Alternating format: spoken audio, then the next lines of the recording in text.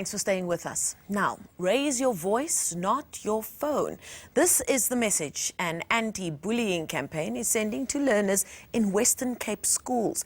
The campaign follows several bullying incidents which have gone viral after bystanders shared them on social media.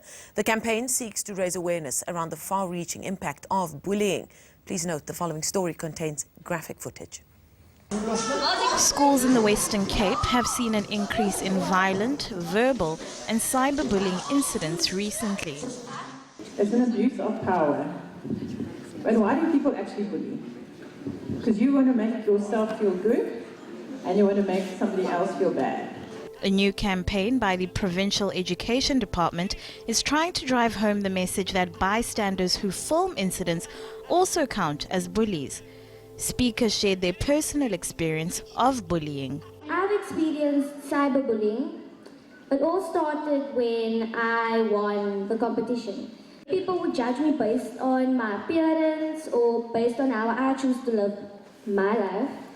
At first I shrugged it off. I knew it would come, But the bigger I became, the more hate I received. And I thought I could handle it, but honestly, I actually couldn't handle it. And you would think that it's easy, but it's actually not. And I think I probably cried more during that time than I did in my entire life. When you see two people having a bit of a rumble, there was an instance where I decided I needed to step in and I needed to, clear off. I had to say, look, you guys, just calm down. These are two big people. I was afraid that I was going to land in somebody's pocket, but I managed to get through. And what I did was I managed to separate these people. And can I tell you what my peers did to me? You're wasty. Why'd you do that, brother? Why must you do that? It's entertainment. It's break time. And people would look and laugh and she's wearing glasses and make fun of me because I'd go like this with my eyes because they're falling down my nose. That's also bullying. Pupils at Mitchell's Plains Beacon High Secondary pledged to raise their voices instead of their phones if they witness any form of bullying. Now let's take that topic a little further. We are joined in the studio by the Gauteng Education Department, Steve Mabona, and Psychologist Jeremy Bayer. Gentlemen, thank you so much for joining us. Thank you. You would have caught little bits of the story. And it's sad that we live in a time where this kind of campaign is necessary. Steve, let's start with you.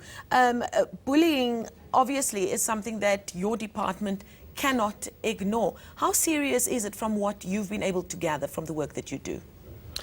Thank you very much, Marcel. Look, it's going down. When we started, we had a serious challenge when the National Department of Education decided to say, let's have a framework on safety in all our schools. Because bullying is not isolated. You have, a challenge of consumption, abuse of drugs in our schooling. That's our first point of departure, to say utilization of these drugs, consequently they will lead into assaults, bullying, all other abuse that will fall on there. So we've been on an upward spiral, if one might put it that way, since 2013. You've seen an increase in these kinds of incidents? 2013, 14, 15, and 2016. Because of these campaigns, because of us interacting with our learners, making sure that we also infuse it in the curriculum, just to sensitize parents that what role that they need to play, what is it that they need to do. Because if one says, I'm bullied at school, as a parent, maybe we might say, no, it's fine, you'll be fine. Or the other parent will be saying, no, if you are assaulted, assault back. You don't do such things. So you need to know that it's to the detriment of your child and other children at school, because if you say go hit back and they go, it will be fighting and will take them through the disciplinary process, all those things.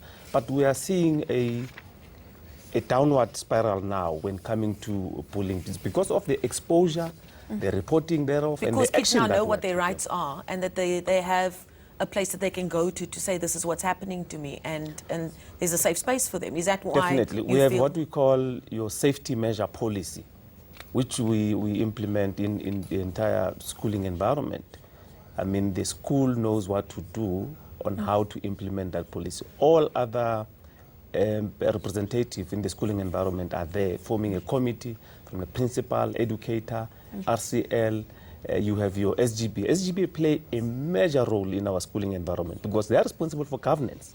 So they need to make sure that if a child is found to be bullying, they must be taken through the necessary disciplinary process, and the parent must be called to say, come, this is what your child is doing, or this is what your children is experienced at school, so that you then remedy it. Jeremy, the schools really face a multifaceted problem. You've got the issue around physical safety, that is all important, but that's almost at the one end of bullying, isn't it, when things actually get physical. But it really starts at a psychological level, doesn't it? Well, that's the point, and bullying comes in numerous forms. So obviously physical, like you mentioned, and psychological and verbal. So psychological will be your things like gossiping, talking behind people's backs, sort of forming cliques and then excluding people. So there's multiple ways of doing it. But the key factor to think about bullying is how the bully comes about. When we learn that, then we can start to figure it out. So I'll give you some examples. So firstly, role modeling. So a lot of children are modeling their fathers, seeing how they perhaps treating their wives. They see there's abuse at home and they think, oh, this is how you're supposed to treat people, and then they carry it out at school. There's often powerless children who are getting abused at home. They feel powerless, so they try and regain their power when they go to school. Forgotten children who feel neglected at home, there's a lack of love. What happens, they go to school, they start resenting happier children, and then they start to take their frustrations. Entitled children who just think they can do as they please. But the key thing to remember, that children who bully are still children. The fact is they're still impressionable children. And I always say, a child who steals, a child who hurts, is a distressed child. So we still have to deal with that child. Because the more you ostracize that child, the worse it gets, not the better it gets. So we still have to deal with both. And so we'll be watched by parents who either have kids who are being bullied or perhaps don't even know that their kid is a bully. Yeah. On either side of the spectrum, what should they be looking out for at home in terms of behavioural patterns? So in terms of the victim, typical warning signs: physical complaints, sort of gastrointestinal problems, headaches, migraines, nightmares, coming home a lot with torn clothes and bruises, because then you know, oh, there's regular incidences at school. Loss of energy, plummeting academic results, so going from sort of 60s to 30s, that type of thing. So not being able to concentrate in class, social withdrawal, school refusal is common. So waking up, I refuse to go to school. And now when this happens regularly, then you know there's a red flag. And then ultimately, unfortunately, suicidal thoughts. And as far as teens go, 9.5% of teen deaths are often related to bullying. So this is a big problem.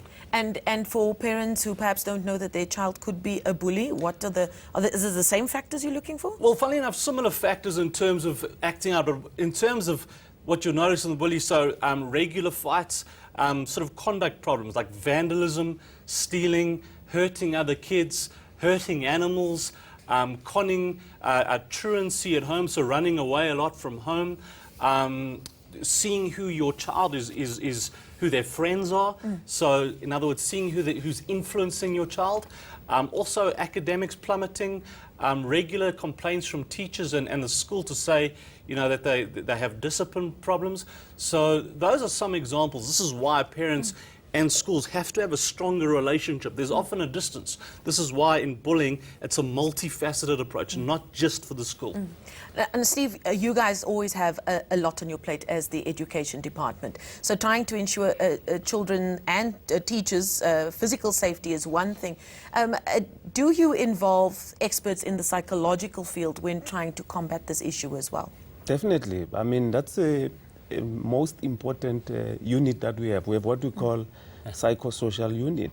I mean, yesterday when we visited Davidton, because of the challenges that we experienced there, we had to call them in to say, in the event, you know, children are exposed to the incident that occurred there, what is it that we're going to do immediately? And we're on the ground to say, if we identify those learners that must be assisted, we do so. But going back to bullying, I mean, if a parent is called to come to school, and the first thing that most parents do, they are on a defensive mode.